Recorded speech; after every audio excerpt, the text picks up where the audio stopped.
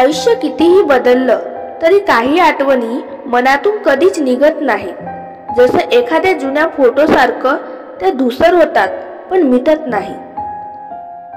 प्रत्येक जखम रक्ताळत नाही, काही जखमा फक्त हृदयात असतात, ज्यांचं दुखणं शब्दात नाही सांगता येत पण आयुष्यभर जाणवतं। आपण कितीही मोठे झालो तरी आईच्या मांडीवर डोकं ठेवून रडण्याची ऊब कुठेच मिळत नाही। नाती हे नेहमी शब्दांनी टिकत नाहीत, ती मनाच्या जपणुकीने टिकतात। कारण शब्द विसरले जातात पण भावना मनात कायम राहतात। कधी कधी माणूस इतका थकतो की त्याला झोप हवी नसते, तर एखाद्या खऱ्या मिठीची गरज असते। विश्वास ही अशी गोष्ट आहे जी एकदा तुटला की पुन्हा जोडता येते, पण तिच्यातली ओलसर कधीच परत येत नाही। जगाला आपले हसू दिसते, पण आपल्याला स्वतःलाच माहित असतं की त्या हसण्यात किती वेदना दडल्या आहेत। प्रेम हे गिफ्टच मध्ये नाही, तर एखाद्या साध्या काळजीच्या प्रश्नात असतं, तू ठीक आहेस ना? काही लोक आयुष्यात येतात आणि आपण कायमचे बदलून जातो।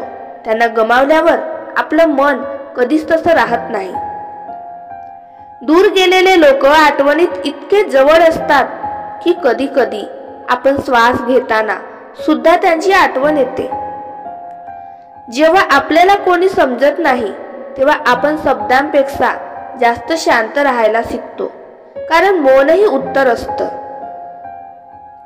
आयुष्य शिकवतं की प्रत्येक वेळी आपल्याला आधार कुणीतरी देईल असं नसतं। कधी कधी स्वतःलाच स्वतःसाठी भक्कम व्हावं लागतं।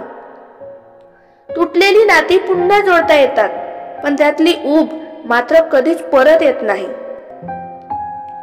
दुःख हे नेहमी मोठं नसतं, पण ते मनाच्या इतक्या खोलवर बसतं की हसतानाही जाणवतं।